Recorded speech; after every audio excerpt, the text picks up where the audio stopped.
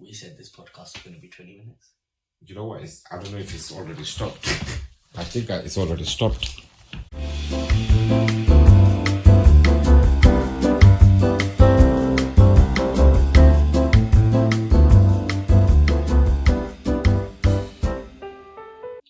Assalamu alaikum. I'm Sayf Hussain, and today I'm doing an interview of a story that happened during the pandemic time with my own nephew, and we will discover what actually happened during the pandemic, what this family went through. A lot of families being affected, a lot of lives has been lost during this time, and I just want to bring this story out.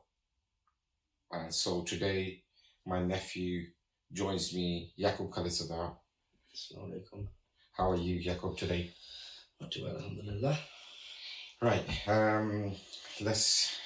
before we go into the story, for the audience, we used to do a podcast between four of us, my nephew, two other guys, one of my other nephew, and a cousin.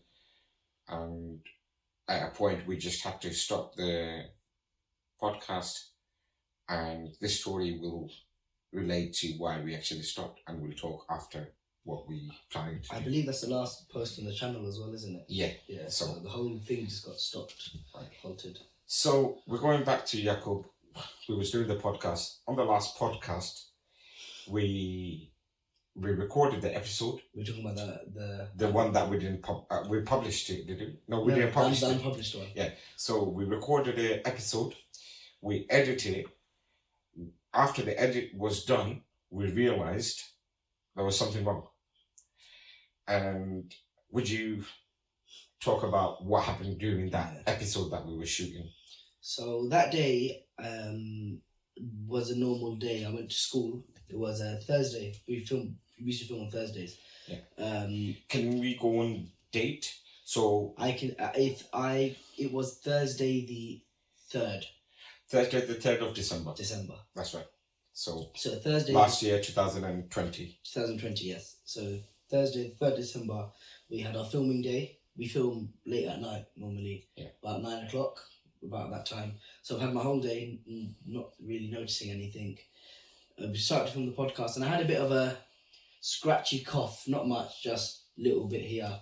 So in the video, you can actually see that I'm constantly drinking water, and just under my breath, I'm giving this little clearing my throat. And at the time, he was shouting at me. He goes, "Yaqub, you missed the audio." Well, what it was, because Yaqub joins us on live stream.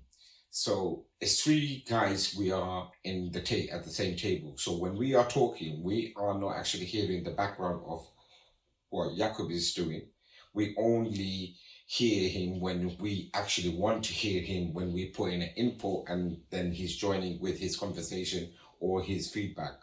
So when we were shooting the episode of that 45 minute, we did not realize anything was wrong. We only realized when I was editing the episode, there was so much sound that he was making in between, and that was you trying to clear your throat. Yeah. Just hiding the cough sort of thing. Yeah. But you didn't realize at that point it was anything serious, was it? No, I was just thinking maybe cold. I just kept drinking water. I just thought I had something stuck in my throat, basically. So after the episode was finished, I started editing. Yeah, you went to sleep. Yeah, I believe. Yeah, we was up for a couple of hours after that. Yeah. And the coughing still didn't really notice. It was a little bit. So what happened after the episode? Went to bed. Got school the next day. Woke up in the morning. Usually I wake up for school about 7:30. I wake up about 9 o'clock. And this is so unlike me. Wake up at 9 o'clock, and I feel like I can't move. So like sleep paralysis almost. I'm there in my bed lying down, sweating. I've sweated the whole night basically. I didn't know, and I can't move. Literally can't physically move. I'm awake, can't do anything. It was so bad that to tell my mum I'm not going to school, I had to tell Siri on my phone, hey Siri, text mum, I can't go to school. So more or less, I'm feeling like, well, I don't know what to do. I'm shocked. So, I just fall back asleep. Wake up about 11 o'clock and I can just about move. My bones are aching. Right? This is like, I'm a rugby player, for those that don't know. So I'm used to my bones aching. This was like, I've just been hit by a truck. And I'm dizzy. And I suffer from migraine as well. So I thought, maybe, something's happened. I've got a migraine, whatever. I had training on the Thursday as well. Right. So I thought, maybe that's what it is. We had to delay that episode because you had a training, you came late. Yeah, I had a match that day. Yeah, and you came back from the match, so we're supposed to start at 7. We had to start at 9. Yeah, so that's why I thought maybe cold. It was winter time. Yeah. Played a match. You said it was cold that day. Yeah, cold that day, yeah. So that's what it is. Rest of the day, obviously I was unwell. I was in bed. Didn't really leave the room. Not out of choice, just I couldn't really leave the room. That day, my mum, this is when we had not entered the December lockdown yet. No. We had just come off the Help Out to Eat. Was it Help Out to Eat Out or the November lockdown, whichever one we had? Help Out to Eat Out. Help Out to Eat Out. So we had to hit a lockdown. Eat Out to Help Out. Eat Out to Help Out. So we had just finished that. So we're more or less back to normal. I'm in school. I'm playing a rugby match. It was still a lockdown, but it wasn't the national. No, it wasn't. There was grading in the lockdown, wasn't it? So it wasn't tier 5. Tier 5, right? yeah. So it was like in tier 3, so you can't be together. But it was just like it's not a tier 5. As long as you do tests and all that, you can go out with masks. So that was that. That day, my mum said to my dad. We'll reveal the relevance later. But my mum said to my dad, Yaqub's unwell. That's what it was. He said to him on the phone. So he came home and he knocked on my door and he said, Yaqub, can I come in? And I said, yeah, I will come to the door because my door was locked. I lock my door when I sleep anyway, like normal. And I came to the door and he just felt my temperature and goes, your head is boiling, like abnormally. So my dad's someone who's very like cautious. So he's like, get in bed, paracetamol, normal line, see how you feel in the morning. That morning, I get up. So at night time were you still having that temperature? Oh yeah. So in the middle of the night, sorry, you just reminded me, in the middle of the night, about 4 a.m, I got up and my mum, so we've got 3 floors, a loft conversion. My mum's in the 3rd floor, sleeping with my little sister. And I went to the middle of the night, I had to rush upstairs and I go, Mum, I can't breathe. Like not I feel like I'm finding it heavy. I can't breathe. So that point was decided that are you going to go for the COVID test next morning? Next morning, yeah, because I missed. Which was Saturday. No, Friday. Friday. So that Friday, I woke up. So that. No, that was Saturday. So that was Saturday. Saturday. Yeah, because I remember the days because I know what happened. Yeah. So Saturday, the reason you went for a test. The reason I went for the COVID test was actually because of the breathing, but also. Yeah, the text. No, not that. I had missed 2 days school, and they needed a validation why I was not in school. So I had to show proof of a COVID test, and this is when there was no home tests. This was you had to go to a testing centre. So I had to show them the reason why I'm not in school was for this. That was the main reason why I went.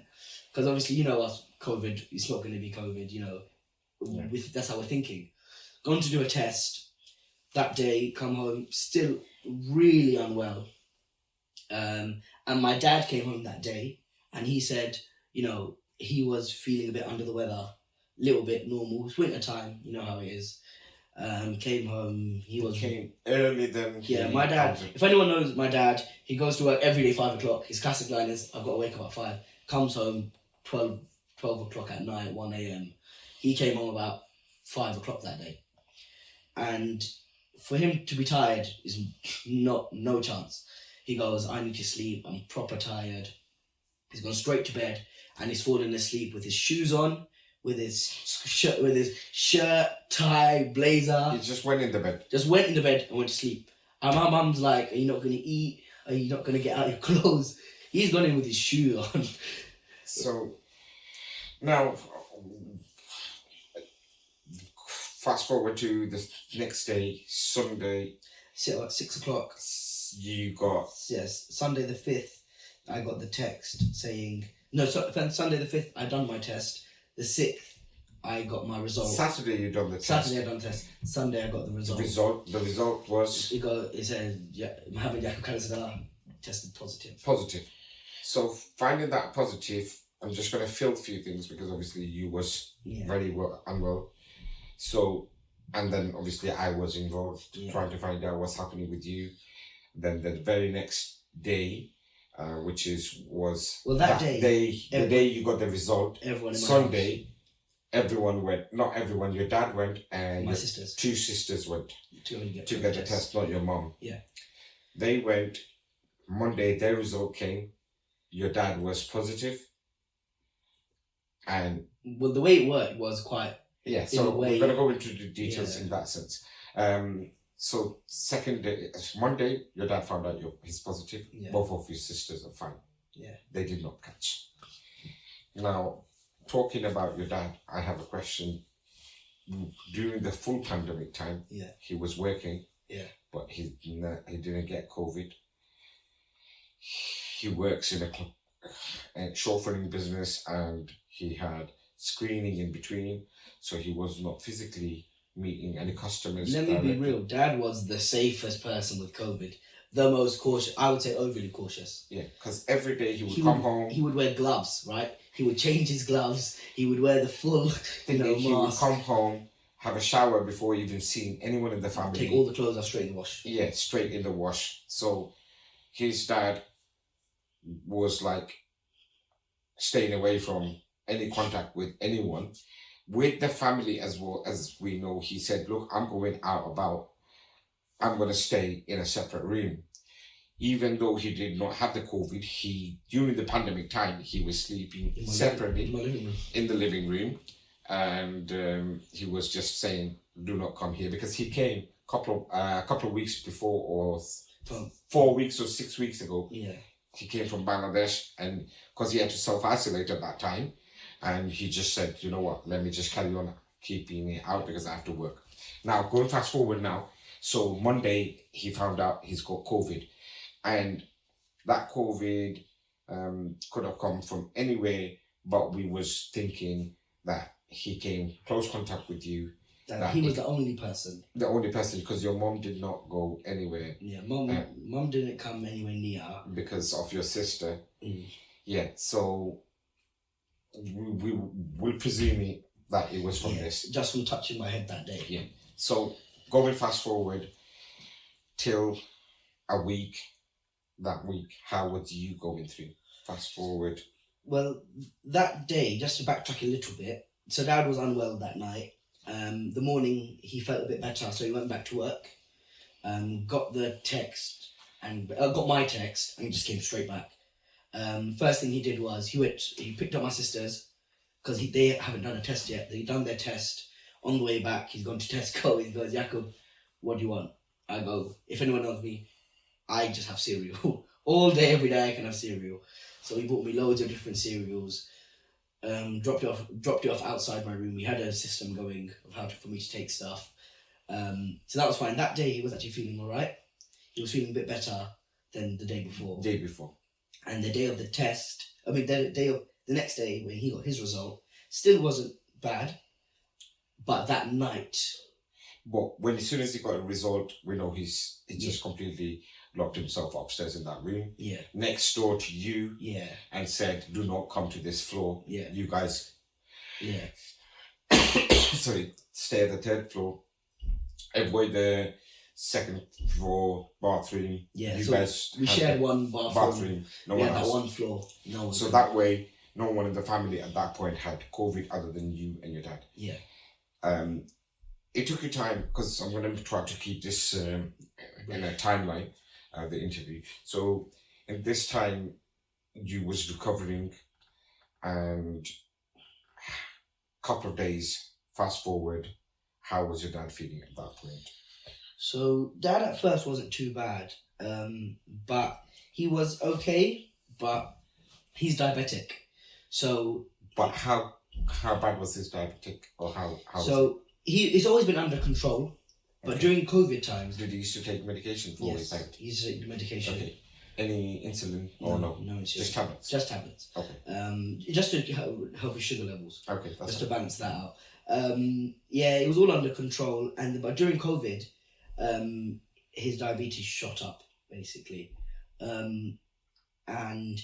But when did you get to find out that his diabetes went shot up? He said he was feeling a bit drowsy, so that's a sign of when we know when Dad gets drowsy, his diabetes is high.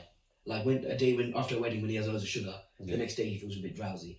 So my uncle, he works in a pharmacy. He dropped off some medication. He's a pharmacist. Pharmacist, yeah. He dropped off some medication, also a oxygen meter, the one you put on your finger. Oxygen. Yeah. So my dad did that, and for anyone that knows, your oxygen should be between 100 to 90. It's a percentage. So between 100 and 90, the number should be reading. Dad read 82. So for people with diabetes, they say it can go between 100 and 90. His was 82. So that's very low. He said he's not really feeling it, but you can't argue with the number, right? So we spoke to another one of my uncles who is a very, very experienced doctor. Yeah. And he was dealing with a lot of COVID patients at that time. Yeah, a lot of COVID patients at that time. So we spoke to him, and based on his advice, he said that we just call the ambulance because Dad's diabetic. And that was on the 5th day. On the 4th day. On his 5th day. His 5th day, yeah, that's right. Yeah. But you was already... I was about a week into it. Yeah. Yeah. So on his 5th day, the ambulance came to just check him out. Not saying he needs to go to hospital or anything. He was complaining, because I spoke to him that day, he was complaining that he had slight breathing problem. He was feeling restless. He was trying to be short of breath. That's what I spoke to him.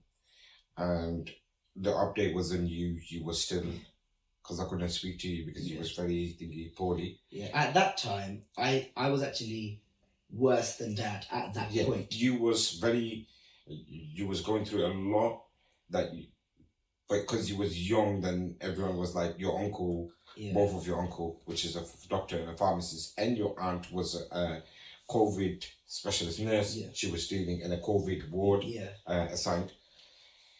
So at that point, as I was aware that your mom called the ambulance. She phoned me and said, "I'm waiting for the ambulance crew to turn up." So the ambulance crew comes up at this point. I'm feeling blew up because you wasn't aware the ambulance was coming. Yeah. So when the ambulance came, she mentioned about both of you. They came and checked on your dad first. That was the priority call. And when they heard about you, they went and seen you. So when they saw you, what did they say to you? They said my oxygen level was actually lower than Dad's. Okay. My oxygen was actually 80. But because I'm young and I don't have any health issues at all, I should be able to tackle it. Yeah. Now with Dad, what they said was, we can take him to the hospital, which is what we recommend, which is give him in that environment, put him on oxygen, like a drip, basically, some oxygen. Drip to give him energy boost, and oxygen to help him just regain ease. Just to give him that boost to help his oxygen levels rise. Yeah. They said he'd come for a day, maybe a couple of hours. If he wants to leave, he can self-discharge himself at any time. Now, my dad's someone who's never been to a hospital, stayed overnight, never. So my mum's asking 100 times, "Do you want to go? Do you want to go?" He's like, at that point, he was like, "Might as well go." Might as well. They're saying we're talking about a person that who never been ill in a sense where he's taken day offs, like, because I'm not unwell. He's always is a workaholic. He works and passionately works. He loves his work, what he does. So when he said, "Let me go in," my sister was on the phone with us and saying, "You know what, he wants to go." We said, Fine, your cousin, uncles and everyone. So he went to the hospital that night. It was about 11 o'clock when the ambulance came, took him all down. The next day, the update was he said he was feeling a bit better because of the oxygen. Helped him. I spoke to him on the phone. He was like, yeah, the oxygen has helped. They saying if I want to stay, I can stay longer or I can go home. I've thought I might as well stay another day. That might help me. Just to get him to 100%, basically. Yeah. So fast forward to the next day, he was feeling okay, but not a drastic improvement from the day before. But he was feeling better. But also, I don't know what it was, but his diabetes started to go up a bit. That was on the third day. Then they said first 2 days it wasn't concentrating on that. It was concentrating on his energy level of his thingy. Yeah. On the third day, that's when they found the diabetes level was like spiking. It's just like there. He's saying at that point he's feeling better, but they was like, yes, your breathing is better, but your diabetes level is not right. Yeah. That day was still like that. Yeah. No one wasn't concerned. Yeah. They transferred him at that point. So if we try to go on a, because obviously we're losing a lot of days in between when we're talking, at that point, I think we've gone to 10th. It's like 14 December. Yeah. 14 December. Yeah. That's when. So we had at that point, we're going to go into the details. His sister, engagement was planned to happen on the 26th. Boxing Day. It was a very small one, which is like few people from their family, few people COVID regulation.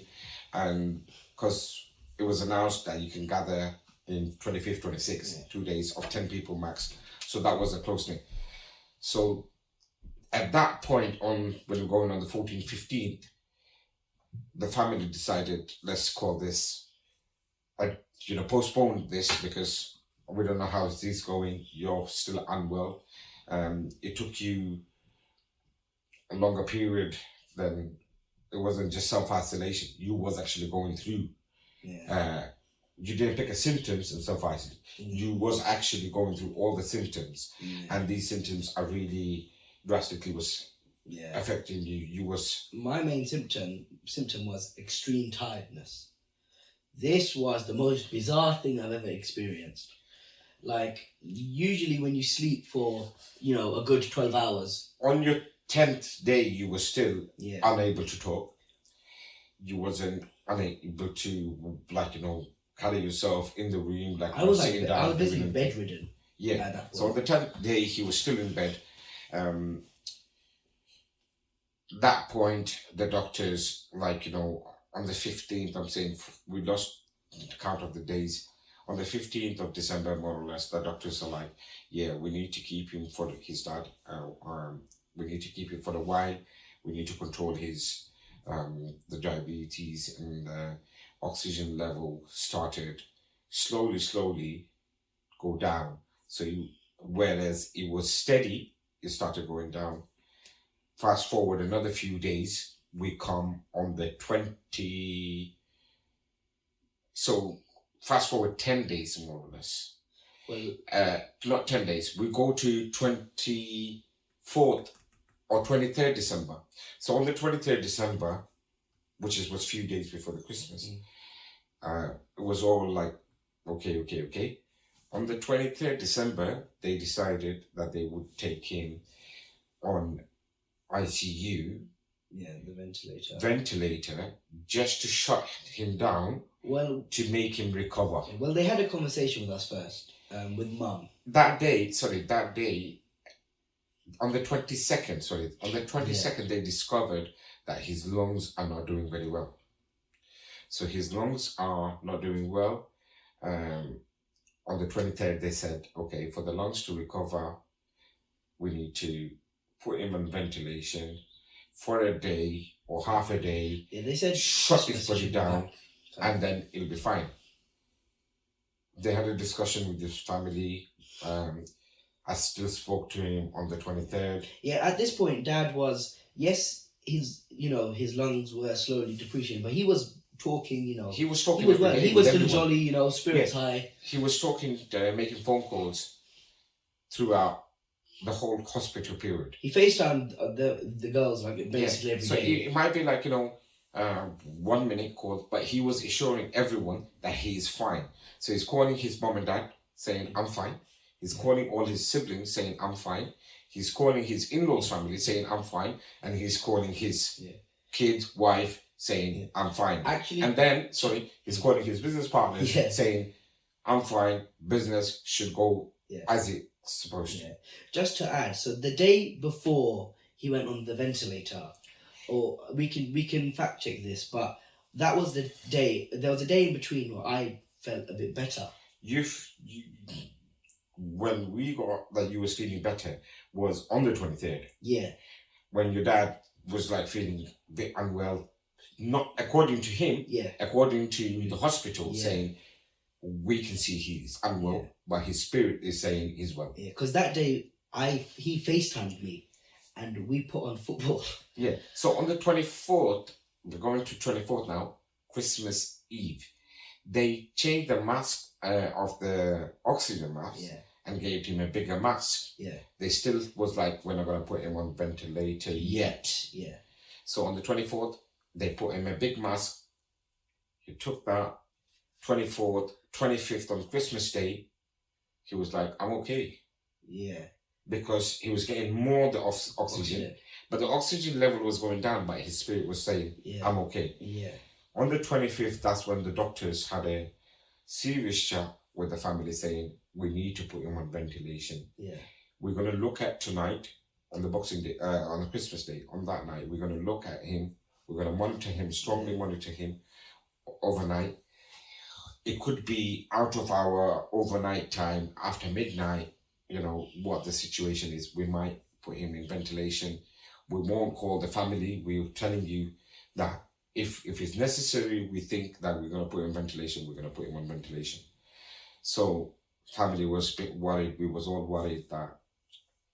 But the assurance from the doctor and the family doctor, member of our family, and his uncle, aunt, everyone was like, even my cousin, one of my cousins is a doctor, he was like, they just need to shut him down for a... Seems like the next step. Yeah. If his body needs to recover, so he just needs that shut down on ventilation. So on the 26th, that's when they take him in ventilation.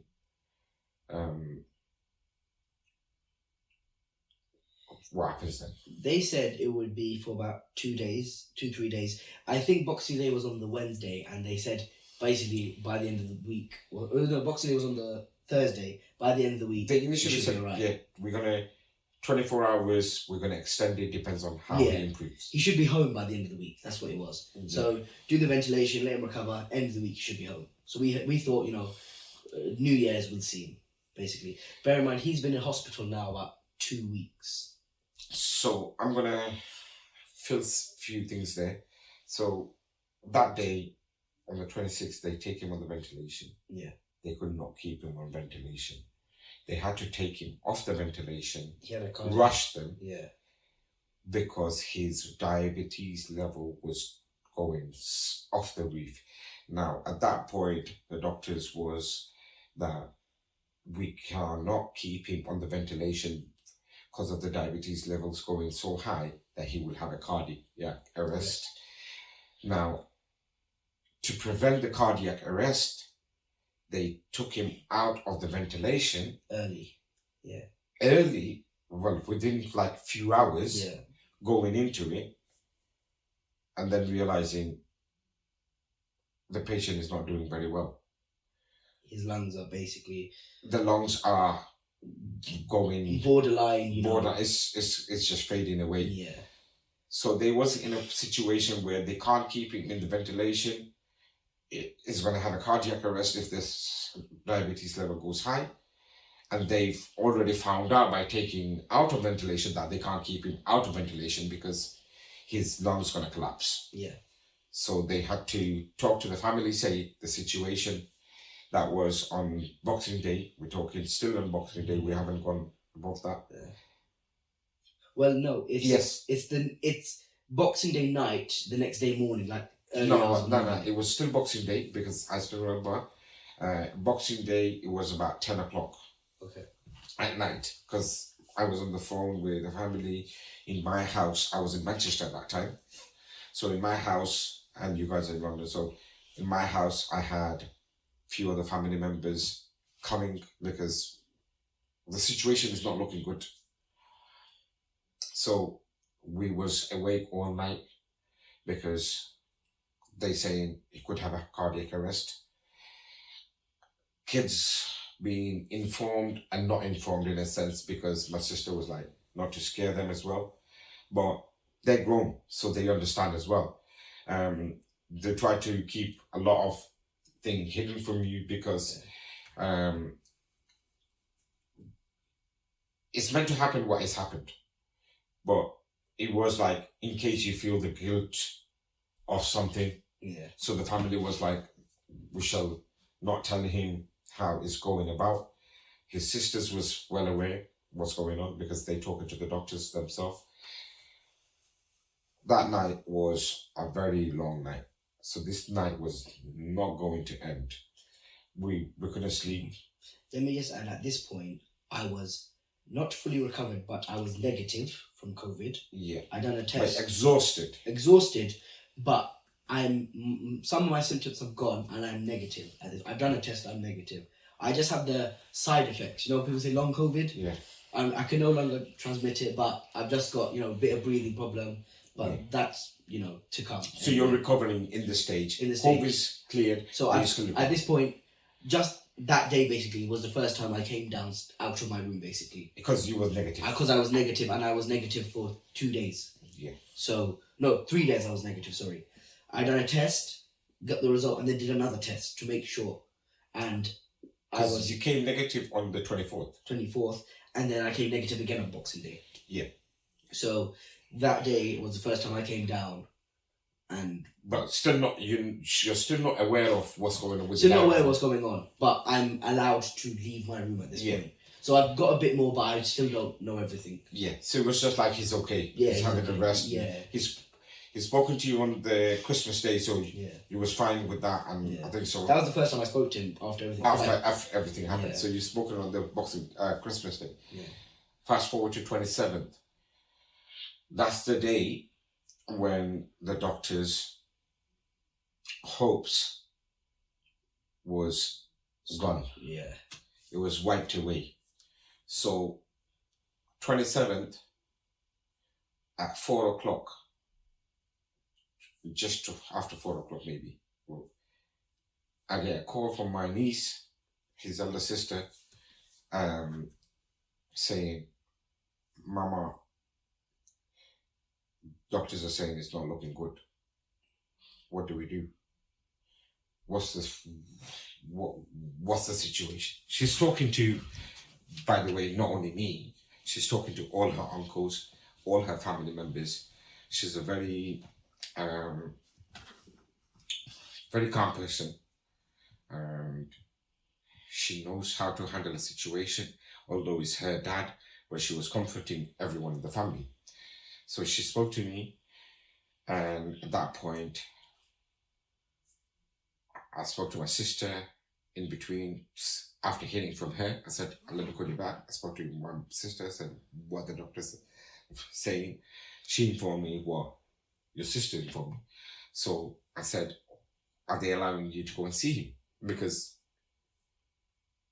to the doctor's point, it was like, this is his, he's fading, which is he's coming to his last stage that he won't survive.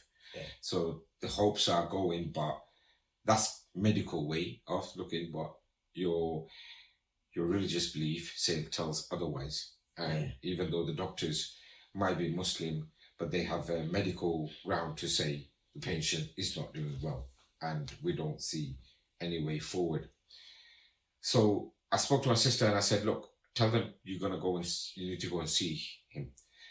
So she spoke to them and they said, yes, we'll allow you to come and see him, and you can only bring another person with you just to comfort you, because you might not be comfortable with the situation. It might be overwhelming for you, so you need someone to comfort. Two people can go. Two people altogether. Yeah.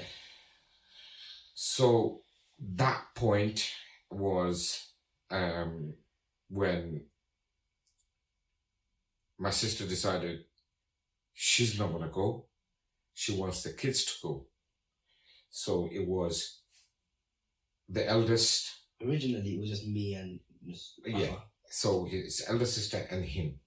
And don't forget, he's just recovering, but he's negative now. Confirmed negative. Confirmed negative, and he's the son, so he needs to go. So you guys go in, and what do you see? Well, first thing is, we went as a 3 because I thought my other sister, my middle sister between me and my eldest, she's very soft-hearted. So I think we just said, if we go and something happens and she's not there, we won't be able to forgive ourselves for not bringing her. So we just brought her with us. If they allow you, if they allow us, they allow us. If they don't, then we'll see what happens. I just wanted her to feel like she was there in the hospital. Yeah, she wasn't. Yeah. So we went to the hospital. I don't know how much I can say, but all 3 of us went through the initial security. Yeah. And we got to the COVID ward, and where they was instructed that it's 2 of you coming. 2 of us coming.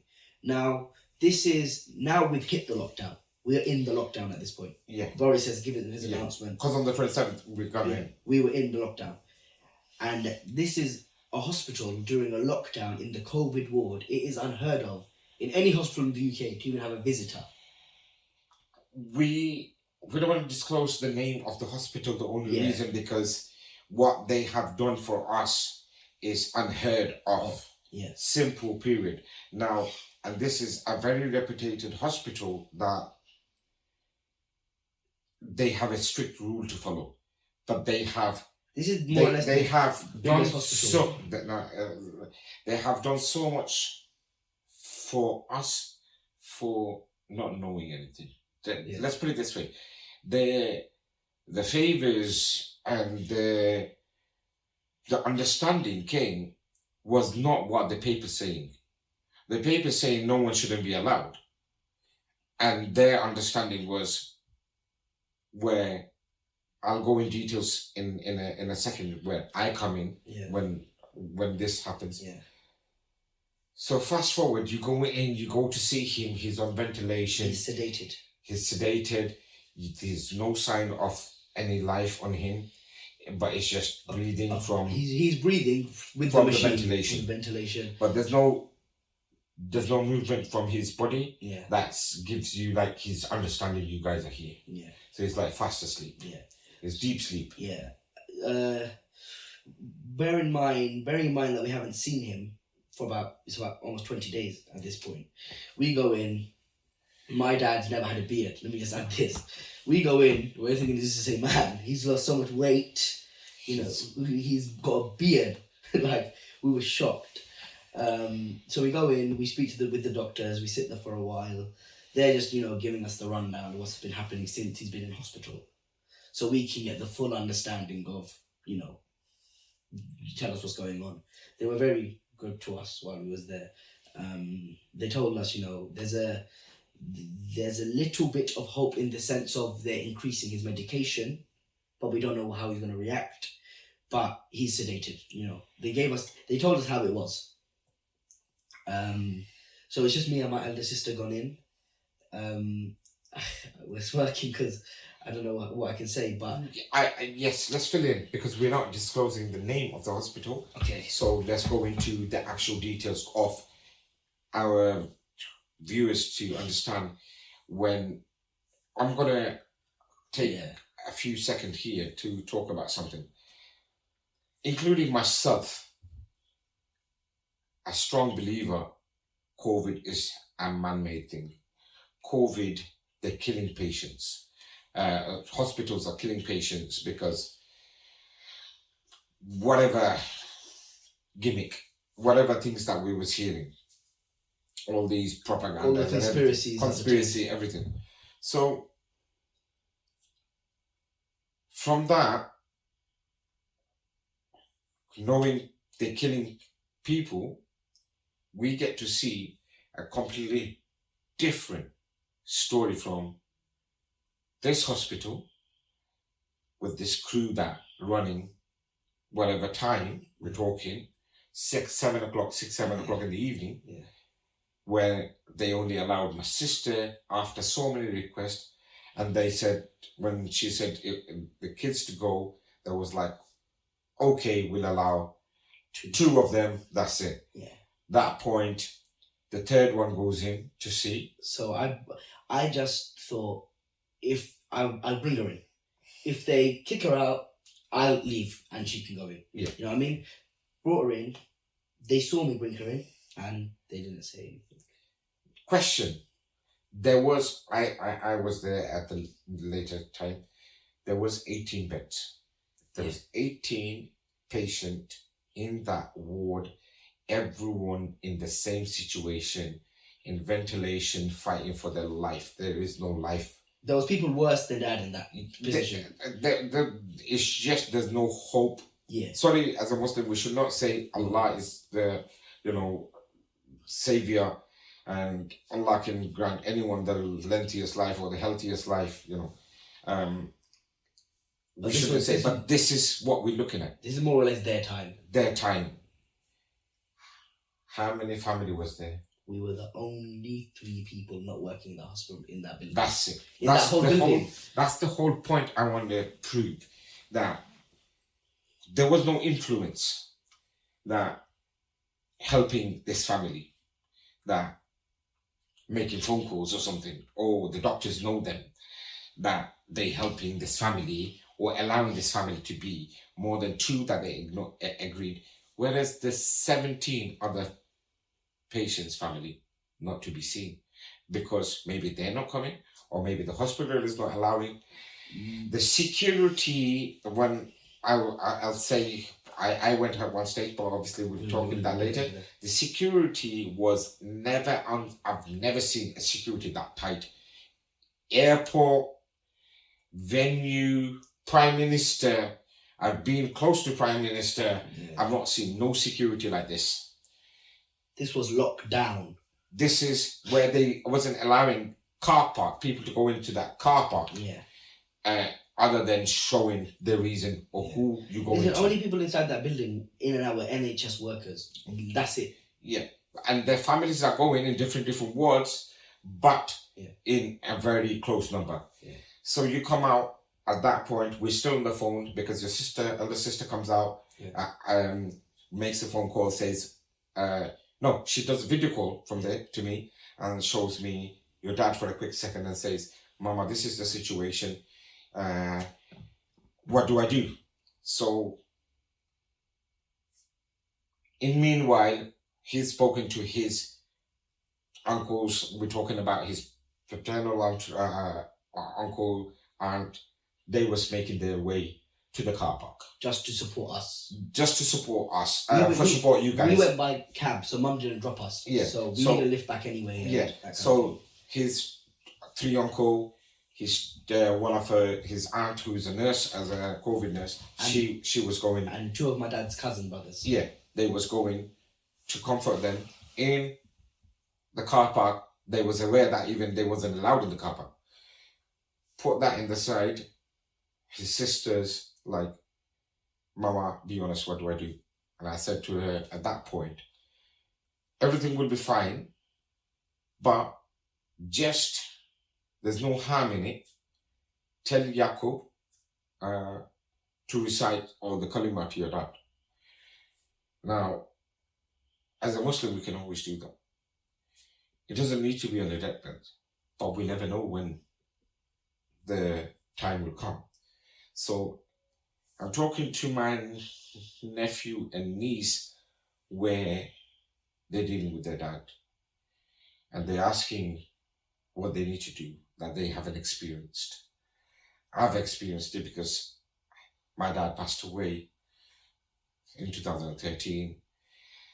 in that situation, deathbed, because he had a brain hemorrhage. We know he's fading away. He's just lifeless in the machine when we was acting. So we've faced that reality as a child, and I had to tell them that this is he'll be fine, but Inshallah. just inshallah, Yeah. but just let's do the. There's no harm in it. Yeah. So you went and you recited the Kalimas. kalimas, came out, you saw. You came out, you went to the car, you go into car park to see your cousin, uncle, Yeah. and who did you meet at that point? Okay, so I've gone to the car, about to head to security, and I'm thinking now, if I leave this building, I can't come back in. But you've done your part. I've done my part. I've left my two sisters in there, Yeah. the one who I wasn't supposed to get in. Yeah. I've done my part. You know what? Let them see it. I want to go see my uncles, comfort them. They don't know the situation. It's their brother. Yeah. I see the security guards shaking hands, shift's done. On to the next one. Now, I see my best friend of about 10 years, his eldest brother, had just switched as a security guard. Now, he's a security guard in Sainsbury's, but during COVID times, they've recruited him to the hospital. I see him and I'm like, jackpot. So, a little backstory. But he wasn't the only one. He was the only 15 one. 50, and he's the least ranking. He's come from Sainsbury's, inside the building. So, he calls you. I called him and I just said to him, listen, I'm going to go out. Can you let me back in? That's all I'm asking for. Yeah. I'm going to go out to my uncle's. Will you let me back in? He goes, I'll see What happened. He goes, what happened. He goes, what happened? And I go, my dad's unwell. And I briefly, and he goes, first thing I said was my dad's unwell. He goes, Cash, no way. Yeah. So I was on the phone with you, yeah, and I'm hearing what's going on. Yeah, I think I called you on the way out. Yeah, because you were telling me you coming out. Yeah, you're gonna meet them. Yeah, I just wanted to talk to someone as I'm going out. And you bumped into him. Yeah, and he goes, Cash, no way, where? I go, COVID ward, and I explain the situation, and he's like about to cry. So at this point, he's talking. We're in a very bad situation, and he's having a chit chat. Moral. He's not having a chit chat, but I'm thinking he's having a chit chat with some other guy, which is we don't have that time. Yeah. And you know. And then I was like, wait. I was like, just wait. I've got something here. So this friend of brother of mine, he's lived Tower Hamlets where my dad used to live back then, and my dad used to know him and give him. Used to know him. I didn't even know this. He told me this story that when he used to run late for the bus. Or run late to college, Dad used to see him, didn't know who he was, my friend, saw he's missed his train or his bus and said, do you need a lift? I'm going in that direction. And then they became friend to later know that you guys... That we're friends. Yeah. So he's been doing this for years. This security guard's about 30 now. My friend's brother. Yeah. So even from then, Dad knew and dropped him off. I didn't know this story. So he's like, you go outside and don't worry about it. And I'm thinking, don't worry about what? I told him I'm going to meet my uncles. He goes, don't worry about it. And I said, can I come back in? He goes, you can come back in. Bring your uncles because I want to comfort them. Like, I want to speak to them. He knows my uncles. They're all from the same area, Tower Hamlets. Yeah. So more or less he knows them. I speak to them, we have our conversation. I say, come in. They're like, no way. We're going to get kicked straight out. I go, no, he wants to speak to you. And we go in and he goes... Obviously, I don't want him to lose his job, so for the sake of this, we're going to call him Mohammed. Mohammed goes, Assalamualaikum, I know your dad very well, and I would just like to say, if I can do a part for him and for his family, I'll turn a blind eye. And we're like, blind eye to what? And he's like trying to dumb it down for us, so we're not understanding. And he's like, I'll just turn this way. And all of us went through. All of my dad's brothers and sisters, his two cousins, we all went through together. Now that's only one thing, right? There's another gate. There's going through security. This is just in the hospital now. We have to get into the COVID ward. So now we're like, okay, alhamdulillah, they can stay outside. Let me put you this. When you walk in through this corridor, every nurse and everyone wants to ask you where you going. Yeah. You're not allowed. But they're not security. Yeah. They can call the security. But they're not security, but they are concerned because there shouldn't be any people. Yeah. And so you're going down, just putting their head down saying you got permission. Yeah, but I think at this point, they're thinking this hospital is so locked down that if you're in here, you should be here. You should be here. Yeah, there's no chance you're getting through. Yeah, because there's 15 of them on the Yeah, security. listen, we had to walk through metal detectors, and there's only 2 of them. On each one, there's about 5 each side. There was a massive There's an desk. airport doesn't have the security. There was a massive desk of 8-10 people sitting, looking direct at the entrance. Yeah. And then you go on 2 sides, there's metal detectors with another 2 security guards.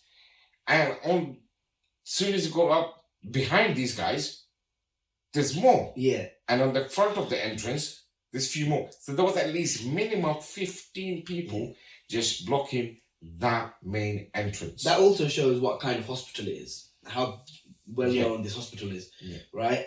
So we get through, and I'm thinking, okay, that's so good. You guys can come and be in the area, be in the vicinity. And then something clicked in my head, and I just thought, we went in, me and my sister, as a hijabi and a man, right?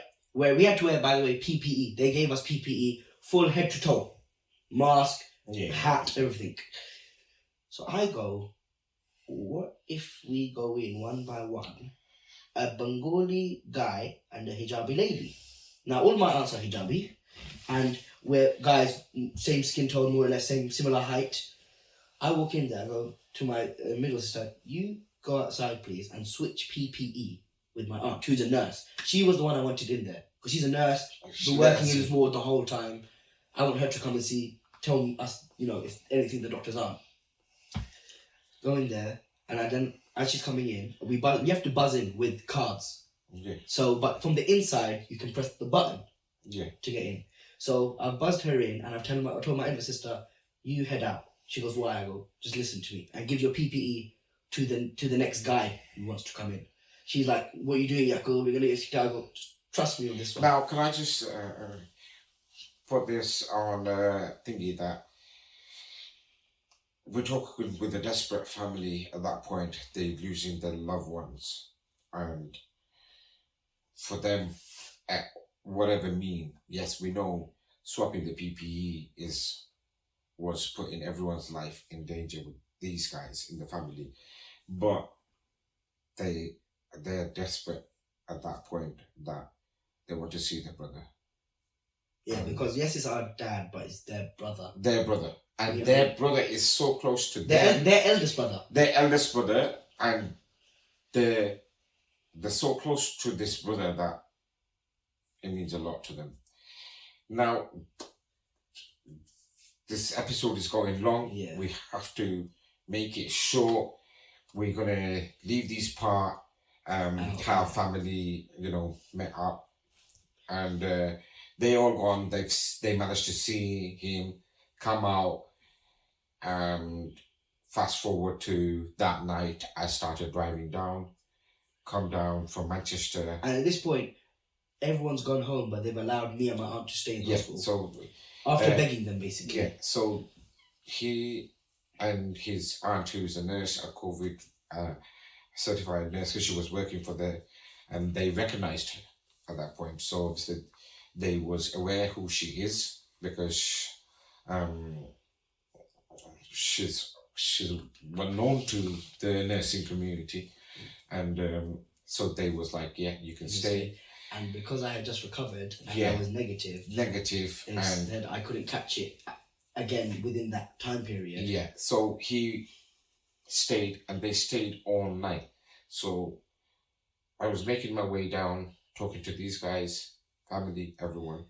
Come down later on in the morning, more or less. Thinking I'll just come to support my mum, basically, not even to go to the... Yeah, so we're going on the 20th, that was 27th, we're going on the 28th now. On the 28th, no, sorry, No, that was on 29th. 27th, no, that's 27th. Yeah. We stayed on the 27th. No, 26th. 26th, okay. No, 27th. 27th. We stayed 27th. Yeah, 27th. So on the 28th, situation is still same. Lungs has collapsed, not collapsed, but it's just almost gone. Yeah, and their liver's starting to... The liver's affected at that point. One of the liver already gone. Yeah. On the 28th, isn't it? Yeah. So on the 28th, one of the livers completely shut down. There's one liver is on 33% or something. Yeah. And they are very concerned about that. On the 28th, we go to the hospital. To pick us up, more or less, but... No, we went because they have told us, the hospital at that point, that throughout the time that he's here with them, that at all time, a two family member can go and see him. So that could be two of them staying there for hours. If they come out, another two can go in. That was on the 28th. A little thing was, it was actually, they said we two could stay, but because during COVID time, work was crazy, my friend was working 22-hour shift. So they said because we had our reason, I was COVID negative because of my situation, she was nurse. Well, on the 28th, on the evening, this is what happens. Yeah. So we get a call from the ward, and my sister spoke, and they said, yeah, that's fine. We'll allow. Make sure you come and pick a fresh PPE. Yeah. We're going to equip with fresh PPE, and you guys come in. So fast forward on the 28th. No, sorry, I'm going wrong. Yeah. That happened on the 29th. That's what I was thinking. That happened on the 29th that we can go and see him. Yeah. On the 28th, we still went, and we was at the car park. So his eldest uncle has seen his brother the day before, because that's where they came in. So I went, and now at this point, this is a funny story. That they said there's only two persons can come and see him. That's it. No more. No one's not allowed. And they don't know about the day before that we done all that craziness. Nah, so that's on the 28th. And it happened with me. This is the story. Yeah. So his uncle, which is a cousin to me more or less, so he goes, bro, you came from Manchester. He's your brother-in-law. He's loved you like a brother. You might as well go and see him. And we have seen him the day before. We're happy with that. Yeah.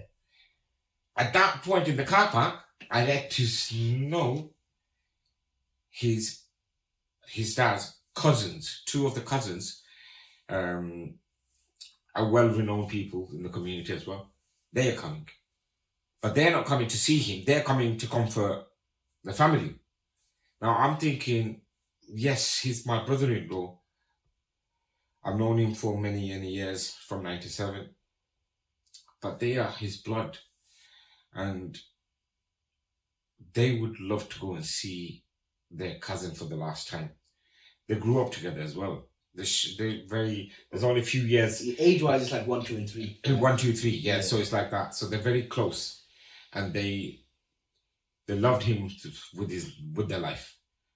So I sacrificed. I said, you know what? I'm not going to go. Let one of them go. Because I'm replacing one. Yeah. And I've done that. And he goes in. And when he was coming out, and everyone else in the car park was like, you should have gone. He's your brother-in-law. You know, you loved him so. You know, and I said, no, it's all right. I'll let him see, because what Allah's kept for me, this is how it is. Yeah. So his uncle, one of his dad's cousin, goes in, comes out, and he goes, you know what? They said it's okay for one after another can go as long as there's no more than 2 people in. Yeah. So I was like, it's destined for me to see that they allowed. They've just changed the whole policy. Yeah. So this policy is like still didn't happen in any hospital in the whole No, UK. it's not happening. So it's just unheard. Yeah. So we grab one of his cousin, who's his dad's cousin, is a barrister, well known. And I said, bro, let's go. You and me, we'll go in and see him. We walk in, wear the PPE, fresh PPE they're giving us. And I walk in and there's 18 bed. This is my experience seeing him. There's 18 bed. I'm counting with my eyes straight away how many beds there. And I hear Quran recitations going on. And I'm like, well, what's going on? I get to realize when I get close to his bedside, on his Samsung phone, on a speaker, the Quran is playing non-stop from the night before. When these was staying at night, they asked the nurse that can we play recitation, so he hear it the whole ward. Yeah, so to help him, and they said yeah, fine. These guys stayed all night while this playing. They came in the morning or afternoon. You guys came, and then they left the phone playing, and they said they said that's fine. The nurse put it on charge. Yeah, so it was plugged into the charge, and it was on a repeat loop. So it was playing the whole Quran. This is how good the nurses were. When the speaker died, it's got the same charge. The phone's on 100%. Reconnected the speaker, connected the Bluetooth, and carried it on because we requested. So when I went, it was just the phone playing. At that point, the speaker's not working at that point. And I'm looking at him there, sleeping, reciting surah in myself and his cousin, and the Quran is playing, beautiful thing.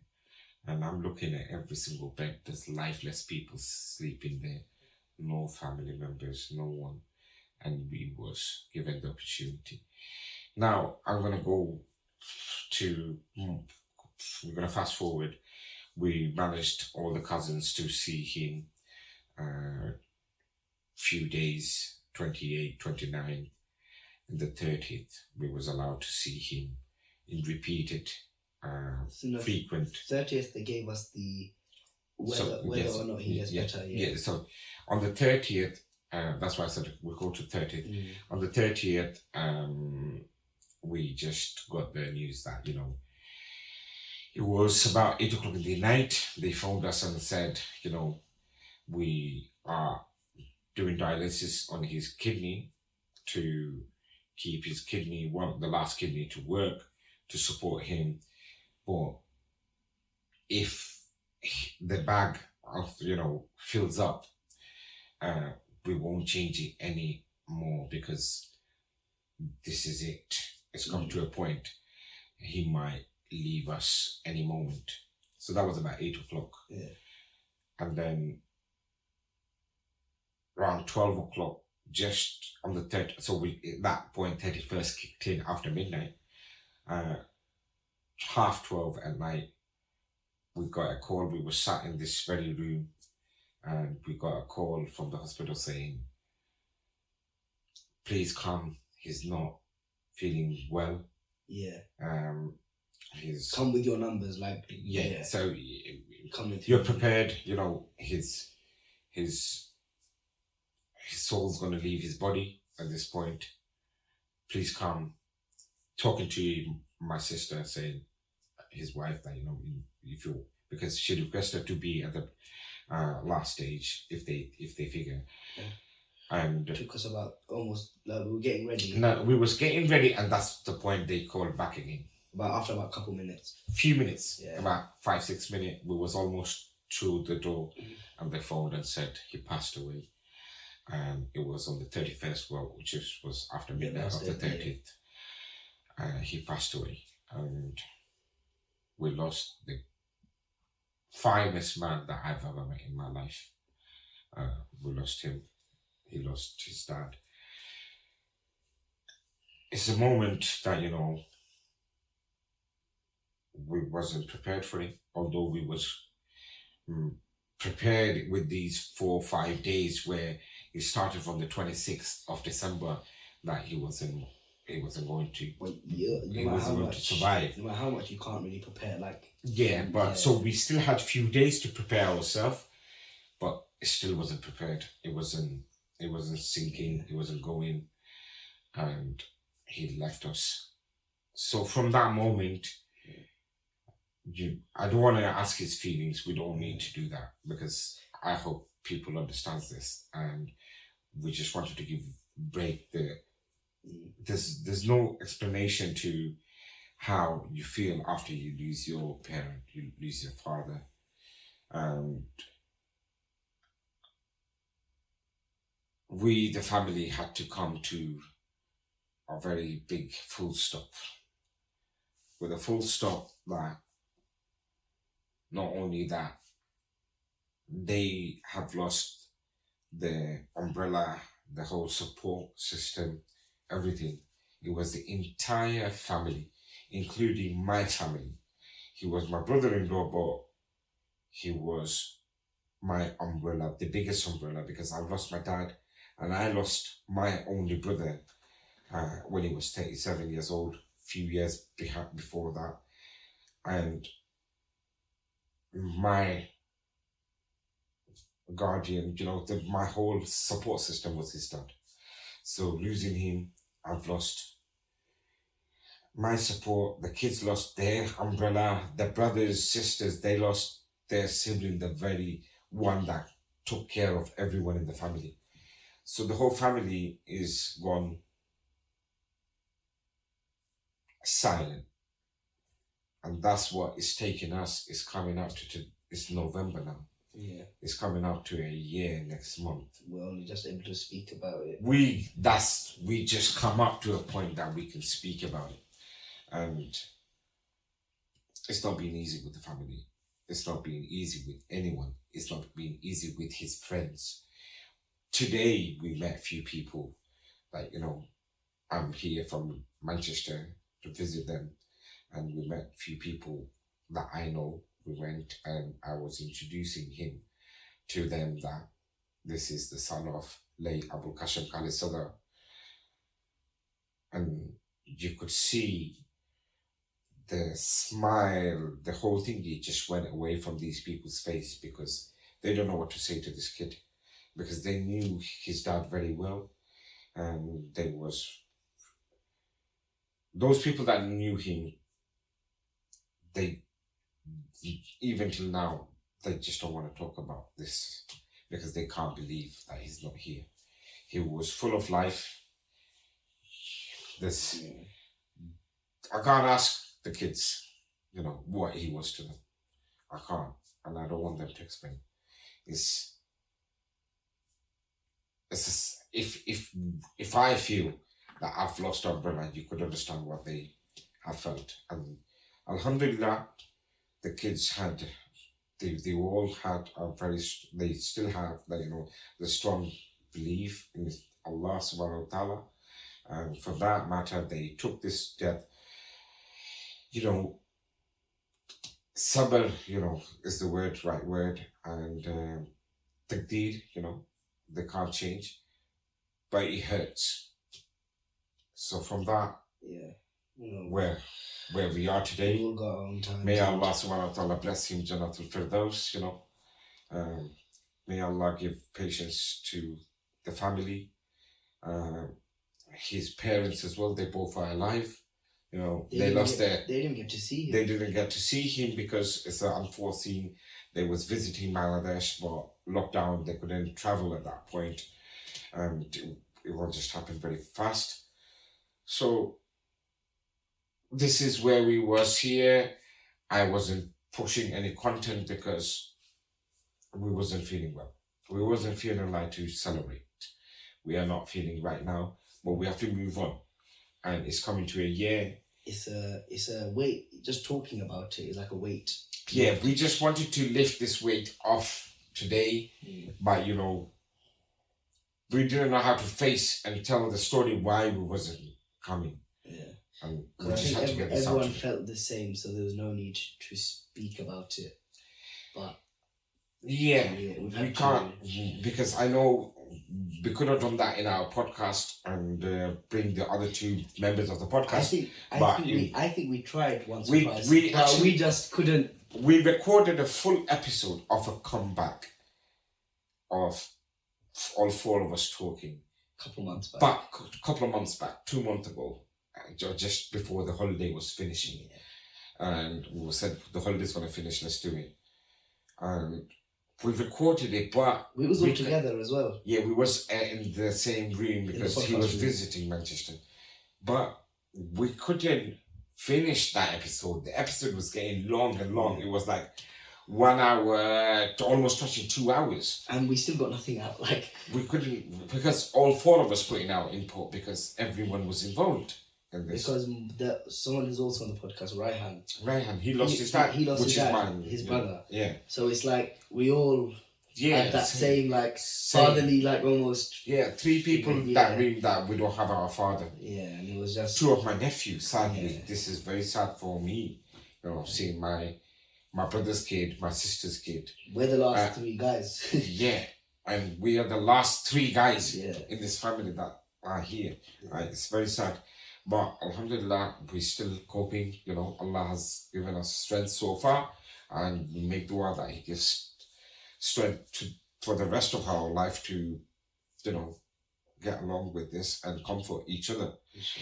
We're going to call this episode to an end, and inshallah, we'll try to come with new content and try to bring syl-latte chatting podcast back again now that we've put this... Clear the air. Yeah, clear the air. Stay with us, support us, and we'll make sure that we give our 100% effort to keep you guys entertained. Look after yourself, stay safe, and let's say alvida. Assalamu alaikum wa rahmatullahi wa barakatuh.